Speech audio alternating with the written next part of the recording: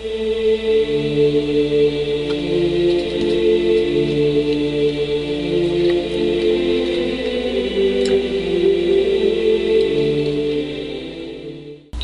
there YouTube, it's Sean from FL Commandos, and I decided I'm gonna jump on the bandwagon and I'm gonna make my own Zelda timeline video. Alright, before I get started, I would like to set a couple of ground rules. First off, don't post things like, "You moron! It's a split timeline!" Or, "Yeah, Legend of Zelda 1 appears in the beginning of the story." If you do have an opposition, put in an intelligent comment or make a video response, and then I'll watch your video and we can exchange witty banter and subtly insult each other. So, without further ado, here's my Zelda timeline. So I'm going to start my timeline the way everyone expects me to. That's right, the first game in my timeline is the original Legend of Zelda.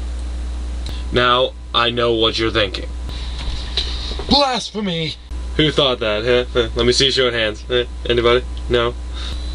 Now before you call me crazy and pause the YouTube video and go away, just listen. I would like to point out that this is a multiple Ganon theory, which explains why the first game isn't Ocarina of Time or Minish Cap. So in my theory, Ganon is more of an entity than a person. As such, he can be reborn every time he dies. When he does, he has to find a new form and be born again from a different family, wherever, and then he goes on from there.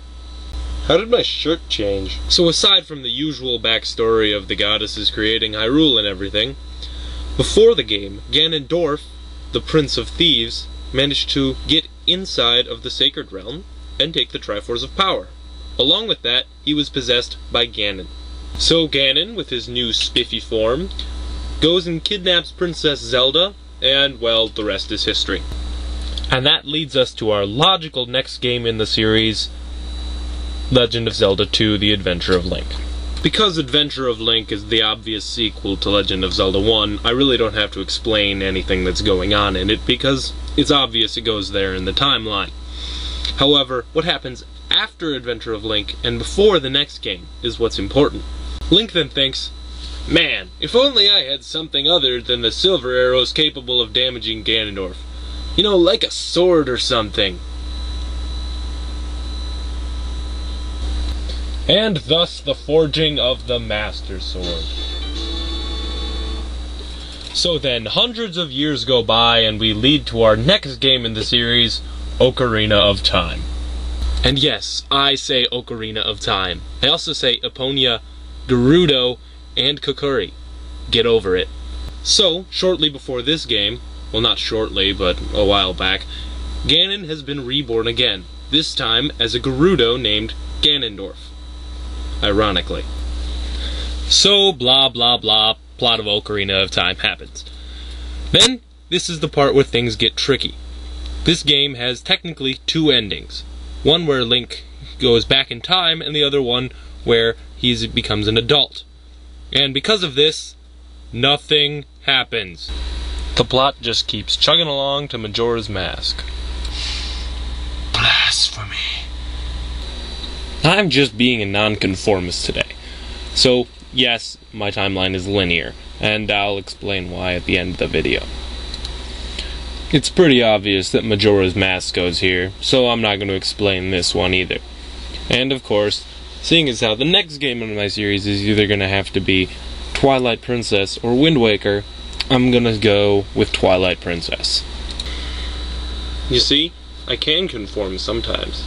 So Twilight Princess happens because once Link went back in time in Ocarina of Time, Ganondorf was attempted to be executed by the sages, but somehow he keeps the Triforce of Power, probably because of his entityness. Yes, it's a word. Don't look it up, though. So, then Ganondorf gets banished to the Twilight Realm.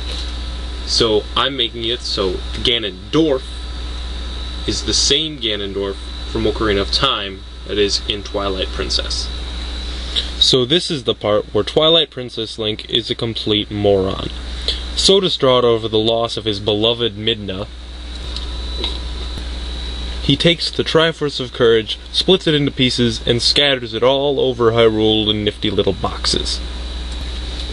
Of course, at this time, Ganondorf is dead, because he's killed at the end of Twilight Princess. So, Ganon is forced to find a new host, and decides he's gonna choose another Gerudo, also named Ganondorf. When the next Ganondorf comes and attacks Hyrule again, there's no one to stop him, because the Triforce of Courage is currently lost. So what do the goddesses have to do? They flood Hyrule, leading up to Wind Waker. So now, in Wind Waker, we have a different Ganondorf than we do in Ocarina of Time and Twilight Princess, but remember, it's the same Ganon. So, of course, after Wind Waker, next comes Phantom Hourglass. I'm not even going to bother explaining. And as for what comes next, it's been confirmed, Spirit Tracks. Spirit Tracks takes place 100 years after the settling of New Hyrule, which is what Link and Tetra were looking for in Phantom Hourglass. So that means, from now on, all games take place in the New Hyrule. Alright, that's it for part 1. Stay tuned for part 2 and part 3.